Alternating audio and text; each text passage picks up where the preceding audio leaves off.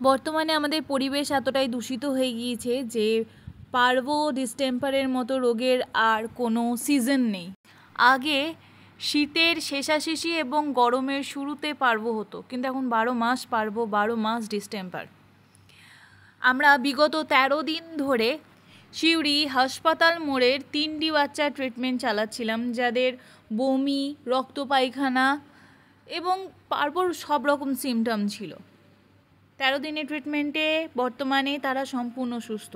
কিন্তু আগে যখন পার্বো হতো এতদিন পর্যন্ত থাকতো না, খুব তাড়াতাড়ি তারা সুস্থ হয়ে উঠতো। কিন্তু বর্তমানে পার্বো ট্রিটমেন্ট করতে গিয়ে দেখছি এক তো যখন তখন পার্বো কেস আসছে, সুস্থ হতেও সময় লাগছে।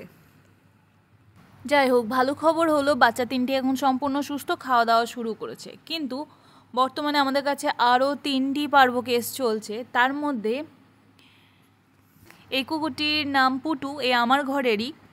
ওর সম্পূর্ণ ভ্যাকসিন কমপ্লিট হওয়ার পরও ও পার্বো আক্রান্ত। ও ট্রিটমেন্ট চলছে, আজকে থেকেও খাওয়া দাওয়া শুরু করেছে। প্রার্থনা করবেন ও যেন সুস্থ থাকে, ভালো থাকে, কারণ ওকে অনেক কষ্টে আমি রেস্কিউ করেছিলাম, ট্রিটমেন্ট করেছিলাম এবং বড় করেছি। এই বাচ্চাটির নিউ কেস, এটিও পার্বো আক্রান্ত, এটি ইন্দ্রাপল্লীর। ওর এখনও ট্রিটমেন্ট চলছে। প্রার্থনা করবেন ও যেন সুস্থ হয়ে ওঠে। ধন্যবাদ।